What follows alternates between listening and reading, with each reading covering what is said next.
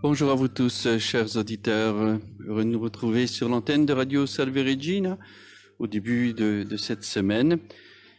Et je vous propose dans cette semaine, dans le panorama info de cette semaine, de reprendre un dossier particulier pour nous plonger ensemble sur une lettre apostolique de notre pape Jean-Paul II sur la signification du jour du dimanche, le jour du Seigneur.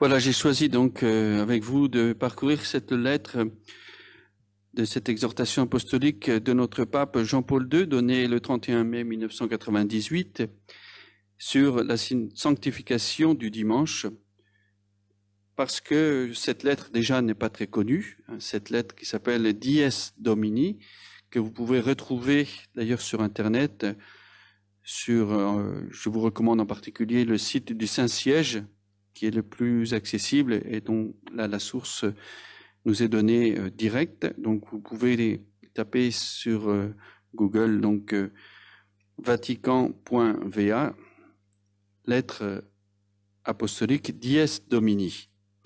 Et donc vous pouvez télécharger cette lettre et la relire aussi pour vous. Elle n'est pas très longue, elle contient 5 chapitres. Mais elle a une actualité aussi, je trouve, bien sûr, particulièrement forte aujourd'hui pour nous, dans le contexte où nous sommes. Nous rappeler aussi cette signification du dimanche, aussi. Pourquoi revenir aussi à cette profonde sensibilisation sur le sens du dimanche. C'est un intérêt pour nous particulier. Dans le contexte dans lequel nous sommes, nous savons que nous sommes dans ce contexte qui ne vous permet pas à vous, fidèles, de participer à l'Eucharistie dominicale, du moins en assemblée ecclésiale. Vous pouvez le faire depuis chez vous, en regardant la messe soit à la télévision, sur les réseaux sociaux, en suivant la messe à la radio, en vous unissant spirituellement à l'offrande de Jésus dans l'Eucharistie. Mais nous voyons qu'il y a quand même un manque. Nous ne pouvons pas nous satisfaire, bien sûr, uniquement de cette vision des choses, de cette vision de la foi chrétienne, de la pratique de la foi chrétienne. Et alors, dans ce temps qui nous est imposé, quelque part, nous sommes obligés de rester chez nous, encore pour quelques semaines. On espère que nos évêques se fassent entendre auprès de notre cher président pour que les choses avancent vite, et que dès le 11 mai, nous puissions nous retrouver pour la célébration de l'Eucharistie. Mais bien sûr, comme nous le savons, rien n'est encore joué dans ce sens-là.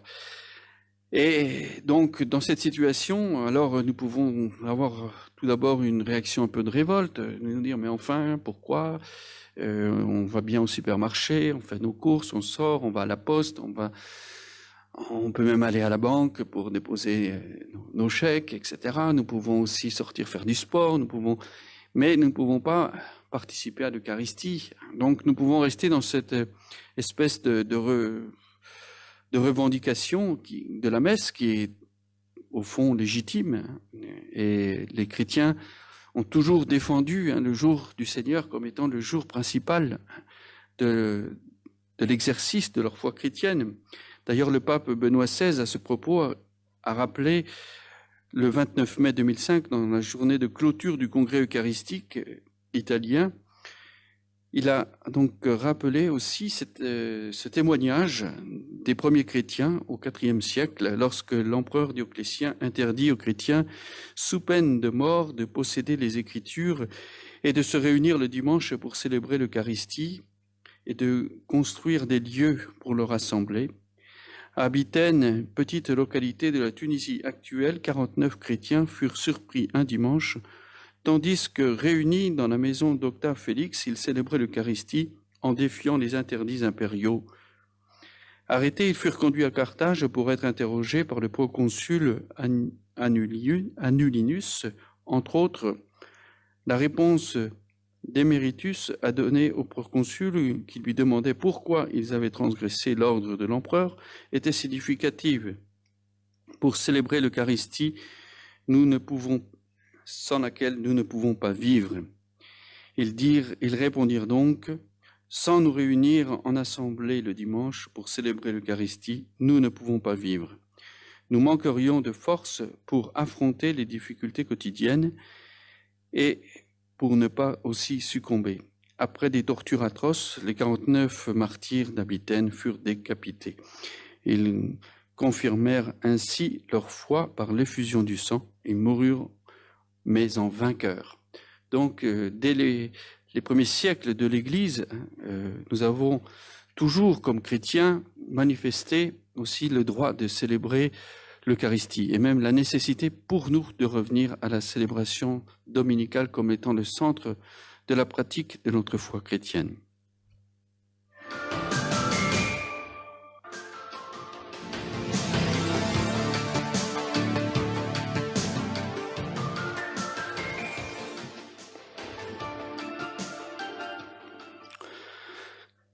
Alors, donc nous allons nous plonger ensemble dans cette lettre très belle de notre pape Saint Jean-Paul II, donnée donc, je le rappelle, le 31 mai 1998, donc à 2 ans de l'entrée dans le millénaire, et ces années qui ont été très importantes pour le pape Jean-Paul II, pour préparer la chrétienté et l'humanité tout entière, au fond, à entrer dans le nouveau millénaire.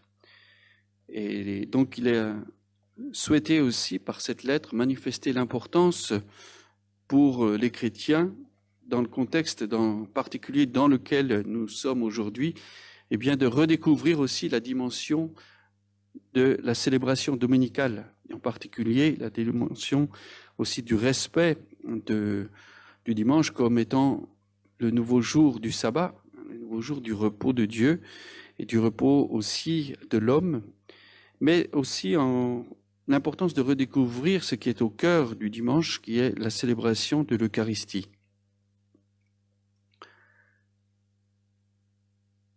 Il disait justement à propos de ce contexte, dans son introduction, en effet, il n'échappe à personne que jusqu'à un passé relativement récent, la sanctification du dimanche était facilitée dans les pays de tradition chrétienne par une large participation populaire et, pour ainsi dire, par l'organisation même de la société civile qui prévoyait le repos dominical comme un élément constant de normes relatives aux différentes activités professionnelles.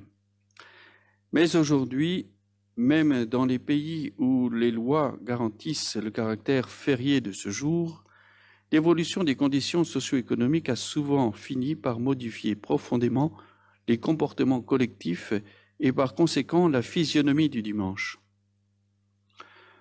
On a vu largement la pratique du week-end s'affirmer au sens d'une détente hebdomadaire, passée parfois loin de la demeure habituelle et souvent caractérisée par la participation à des activités culturelles, politiques, sportives, dont le déroulement coïncide en général précisément avec les jours fériés. Il ne s'agit pas d'un phénomène social et culturel qui n'est pas dépourvu d'aspects positifs dans la mesure où il peut contribuer, dans le respect des valeurs authentiques, au développement humain et au progrès de la vie sociale dans son ensemble. Il ne répond pas seulement à la nécessité du repos, mais aussi au besoin de faire une fête, qui est inné en l'être humain. Malheureusement, lorsque le dimanche perd son sens originel et se réduit à n'être que la fin de la semaine, il peut arriver que l'homme, même sans habit de fête, devienne incapable de faire une fête, parce qu'il reste enfermé dans un horizon si réduit qu'il ne peut plus voir le ciel. Aux disciples du Christ, en tout cas, il est demandé de ne pas confondre la célébration du dimanche, qui doit être une vraie sanctification du jour du Seigneur, avec la fin de la semaine, comprise essentiellement comme un temps de simple repos, d'évasion. À ce sujet, il est urgent alors donc de revenir à une maturité spirituelle authentique qui aide les chrétiens à être eux-mêmes en pleine harmonie avec le don de la foi, toujours prêts à rendre compte de l'espérance qui est en eux. Cela ne peut que favoriser aussi une compréhension plus profonde du dimanche pour qu'il soit vécu, même dans des situations difficiles, avec une docilité totale à l'Esprit Saint. Dans ce point de vue, on se trouve en face d'une assez grande diversité de situations. Il y a d'un côté l'exemple de certaines jeunes églises qui montrent avec quelle ferveur on peut animer la célébration dominicale dans les villes comme dans les villages les plus isolés. Au contraire, dans d'autres régions, où à cause des difficultés d'ordre sociologique déjà mentionnées, peut-être à cause d'une foi trop peu motivée, on enregistre un pourcentage particulièrement bas de participation à la liturgie dominicale. Dans la conscience de nombreux fidèles, semble diminuer non seulement le sens de l'aspect central de l'Eucharistie, mais aussi celui du devoir de rendre grâce au Seigneur en le priant avec les autres au sein de la communauté ecclésiale. À cela s'ajoute dans les pays de mission et dans ceux qui ont été évangélisés à une date ancienne le fait que la pénurie des prêtres empêche parfois d'assurer la célébration eucharistique dominicale dans toutes les communautés.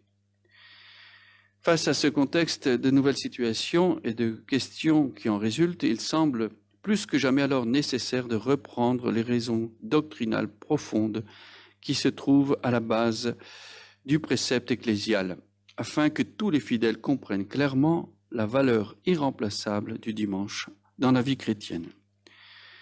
Donc notre Saint-Père, le pape Jean-Paul II, décrivait le contexte qui au fond est toujours le nôtre, et même qui s'est peut-être encore dégradé, mais au-delà d'un regard du contexte, il faut nous pencher aussi sur les raisons profondes. Pourquoi, au fond, nous avons à sanctifier ce jour du dimanche. Et c'est là que nous avons des choses aussi à récupérer dans notre foi chrétienne. Le pape Jean-Paul II disait que dans ce contexte, face à ce contexte et à ces nouvelles situations, il semble plus que jamais nécessaire de revenir aux raisons doctrinales profondes qui se trouvent à la base d'un précepte ecclésial.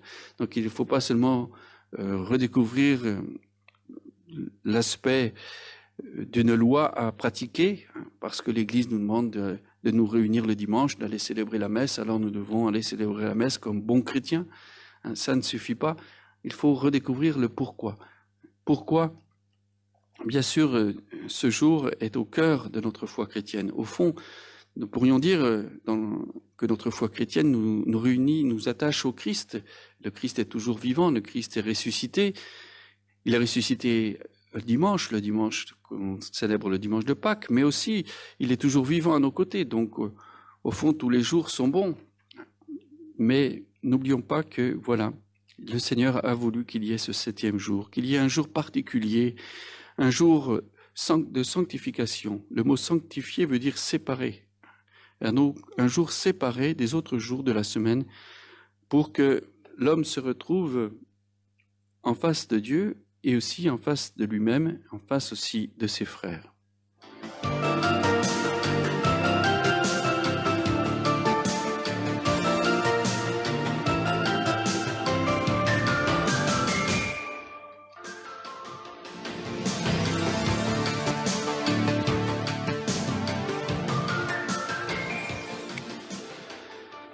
Cette lettre donc du pape Jean-Paul II comporte 5 chapitres.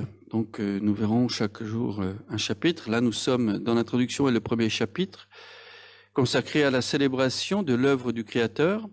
Demain nous verrons le jour du Seigneur ressuscité et don de l'Esprit Saint.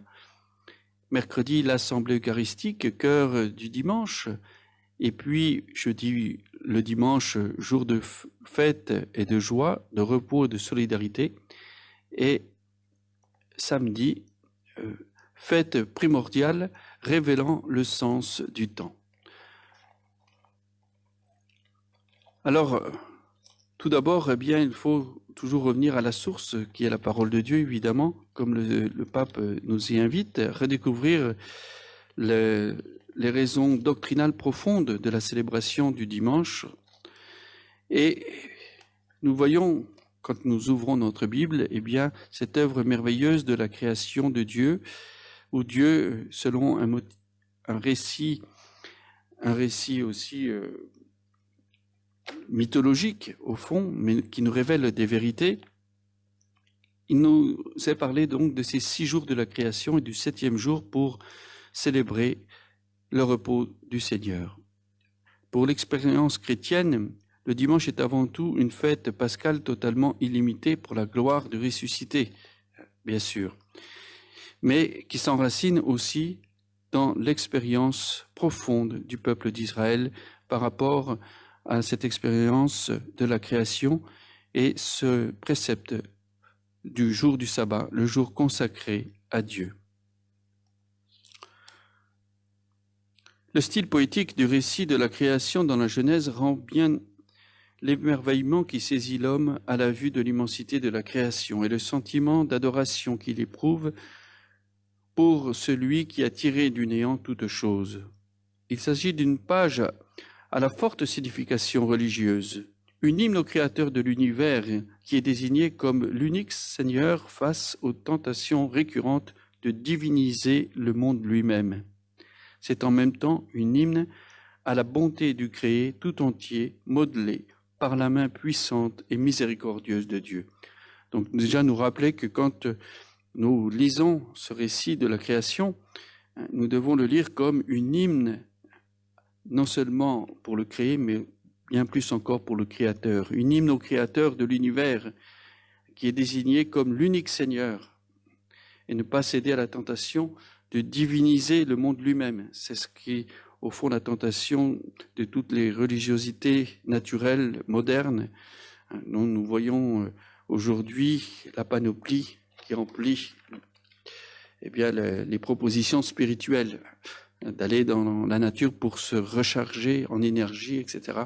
Et donc on retombe dans ce qu'on appelait dans le début de l'Église le panthéisme, c'est-à-dire la divinisation de la nature, du créé, qui n'est plus seulement un créé, mais qui devient Dieu, une participation au grand tout. Sorti comme il est des mains de Dieu, le cosmos porte la marque de sa bonté. C'est un monde beau, digne qu'on en admire et qu'on en jouisse, mais aussi destiné à être cultivé et développé. L'achèvement de l'œuvre de Dieu ouvre le monde au travail de l'homme.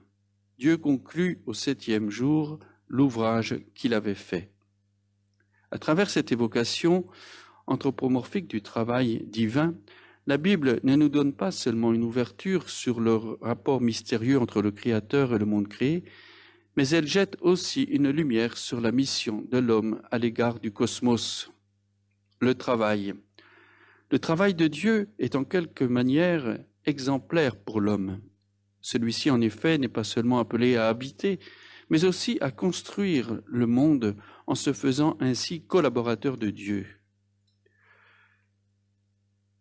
L'homme créé à l'image de Dieu a reçu l'ordre de soumettre la terre et tout ce qui y est contenu, de gouverner le monde en justice et sainteté et en reconnaissant Dieu comme créateur de toutes choses, de lui rapporter sa personne et l'ensemble des réalités de façon que tout étant soumis à l'homme, le nom même de Dieu soit l'objet d'admiration sur toute la terre. Si dans les premières pages de la Genèse, le travail de Dieu est un exemple pour l'homme, son repos l'est également. Au 7e jour, il chôma, après l'ouvrage qu'il avait fait. Le repos de Dieu ne peut être banalement interprété comme une sorte d'inaction de Dieu. En effet, l'acte créateur qui fonde le monde est, de par sa nature, permanent. Et Dieu ne cesse jamais d'être à l'œuvre, ainsi que Jésus lui-même prend soin de le rappeler au sujet du précepte du sabbat. « Mon Père est à l'œuvre jusqu'à présent, et j'œuvre moi aussi. » Le repos divin du 7e jour n'évoque pas un Dieu inactif, mais il souligne la plénitude de la réalisation accomplie et exprime en quelque sorte la pose faite par Dieu devant l'œuvre très bonne, sortie de ses mains, pour porter sur elle un regard plein d'une joyeuse satisfaction. C'est un regard contemplatif qui ne vise plus de nouvelles réalisations, mais plutôt la jouissance de la beauté de ce qui a été accompli. Un regard porté sur toutes les choses, mais en particulier sur l'homme, sommet de la création.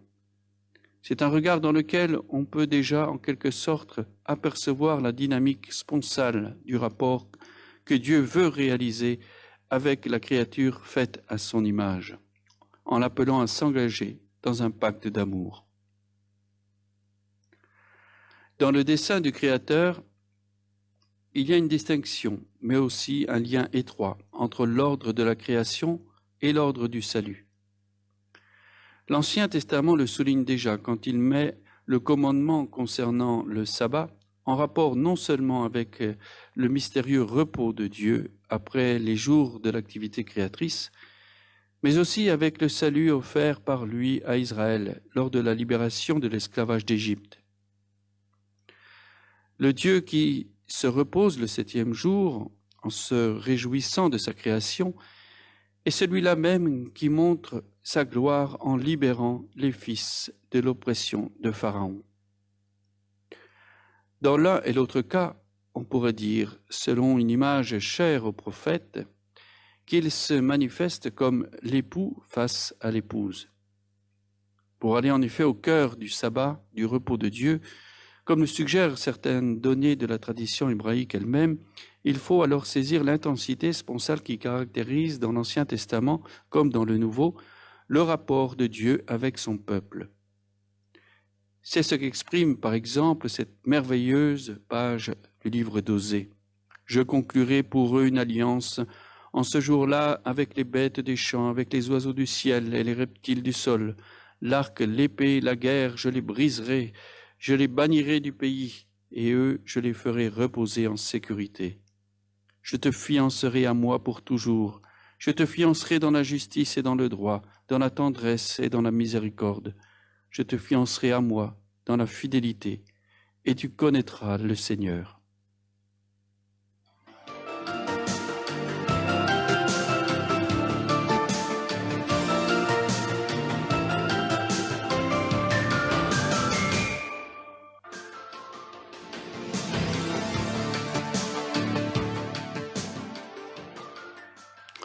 Dieu bénit le 7e jour et le sanctifia. Le précepte du sabbat qui prépare dans la première alliance le dimanche de la nouvelle et éternelle alliance s'enracine donc dans la profondeur du dessein de Dieu. C'est précisément pour cette raison qu'il n'est pas placé à côté des prescriptions purement cultuelles, comme dans le cas de tant d'autres préceptes, mais à l'intérieur même du décalogue, c'est-à-dire les 10 paroles, qui décrivent les piliers de la vie morale universellement inscrites dans le cœur de l'homme. En situant ce commandement dans la perspective des structures fondamentales de l'éthique, Israël puis l'Église montrent qu'ils ne le considèrent pas comme une simple disposition d'une discipline religieuse communautaire, mais comme une expression constitutive et indispensable du rapport avec Dieu annoncé et proposé par la révélation biblique.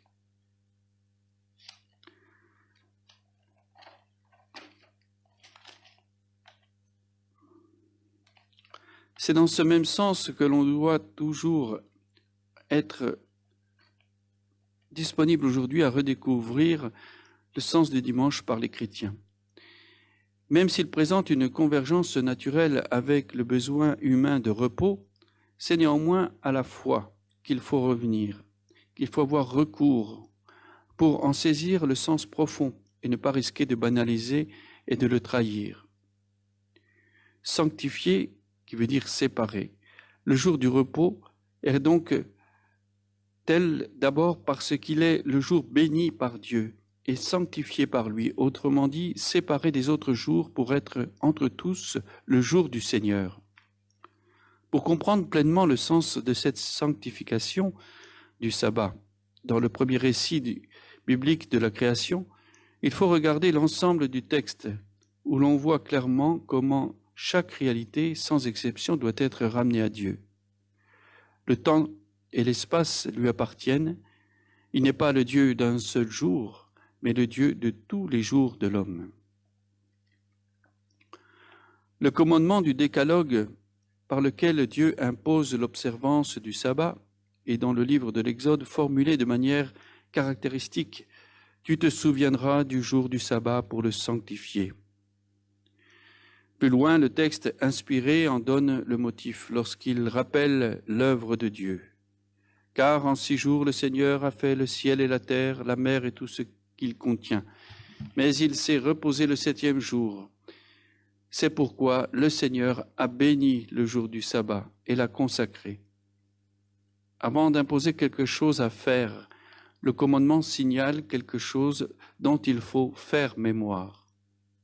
Il invite à ranimer la mémoire de l'œuvre de Dieu, grande et fondamentale qu'est la création. Cette mémoire doit vivifier toute la vie religieuse de l'homme pour déboucher sur le jour où l'homme est appelé à se reposer. Le repos revêt ainsi comme une valeur sacrée caractéristique. Le fidèle est invité à se reposer non seulement comme Dieu s'est reposé, mais à se reposer dans le Seigneur, en lui remettant toute la création par la louange, l'action de grâce, l'intimité filiale et l'amitié sponsale. Le thème du souvenir des merveilles accomplies par Dieu en rapport avec le repos du sabbat apparaît aussi dans le texte du Deutéronome, de la libération de l'esclavage d'Égypte, où le fondement du précepte est situé non pas tant dans l'œuvre de la création que dans celle de la libération opérée par Dieu dans l'Exode. On le trouve au livre du Deutéronome, chapitre 5, verset 15. Tu te souviendras que tu as été en servitude au pays d'Égypte et que le Seigneur ton Dieu t'en a fait sortir d'une main forte et d'un bras étendu. C'est pourquoi le Seigneur ton Dieu t'a commandé de garder le jour du sabbat.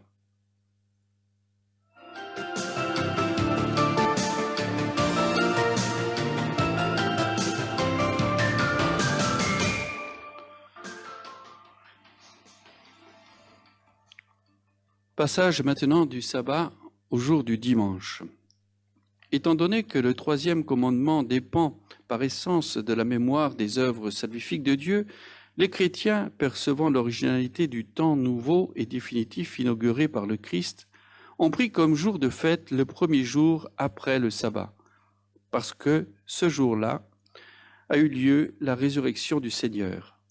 Le mystère pascal du Christ constitue en effet la pleine révélation des mystères des origines, le sommet de l'histoire du salut et l'anticipation de l'accomplissement eschatologique du monde. Ce que Dieu a opéré dans la création et ce qu'il a fait pour son peuple dans l'Exode a trouvé son accomplissement dans la mort et la résurrection du Christ, même si son expression définitive n'aura lieu que dans la parousie par la venue du Christ en gloire. En lui se réalise pleinement le sens spirituel du sabbat, ainsi que le souligne saint Grégoire le Grand. Nous considérons que la personne de notre Rédempteur, notre Seigneur Jésus-Christ, est le vrai sabbat. C'est pourquoi la joie avec laquelle Dieu contemple au premier sabbat de l'humanité la création tirée du néant est désormais exprimée par la joie dans laquelle le Christ est apparu aux siens le dimanche de Pâques, apportant le don de la paix et de l'esprit. En effet, dans le mystère pascal, la condition humaine et avec elle la création tout entière qui, jusqu'à ce jour, gémit en travail d'enfantement, a connu un nouvel exode vers la liberté des fils de Dieu qui peuvent crier avec le Christ « Abba, Père ». À la lumière de ce mystère, le sens du précepte vétérotestamentaire sur le jour du Seigneur est repris, intégré et pleinement dévoilé dans la gloire qui brille sur le visage du Christ ressuscité. Du sabbat, on passe au premier jour après le sabbat, du 7e jour au premier jour. Le dies Domini devient ainsi le dies Christi.